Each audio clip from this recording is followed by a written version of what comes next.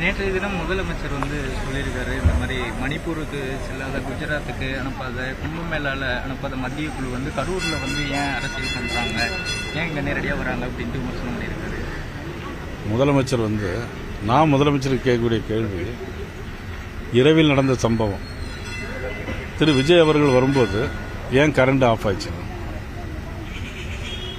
அதை கேட்க மாட்டாங்களா முதலமைச்சர்? சரி, அவங்க கேட்கிற இடத்துல ஏன் பெர்மிஷன் கொடுக்கல, முதலமைச்சர் அதுக்கு பதில் சொல்லுவாங்களா?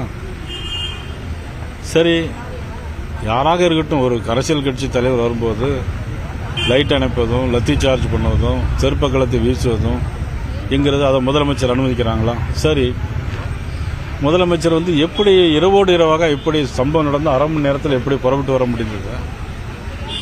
போஸ்ட்மார்டம் எல்லாம் இரவு மாலை 5 மணிக்கு அப்புறம் யாரும் பண்ணக்கூடாது. இரவோடு இரவா 30-40 சடலங்களுக்கு போஸ்ட்மார்டம் பண்ணது எப்படி?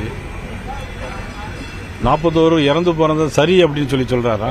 அங்க நடந்திருக்கு, அதே மாதிரி அங்க போகலையே அங்க வரும்னு சொல்லி அதை எதையும் ஒரு முதலமைச்சர் ஒப்பிட்டு பேசுறாங்களா என்பதுதான் ஆச்சரியமாகவும் இருக்கு, பரிதாபமாகவும் இருக்கு.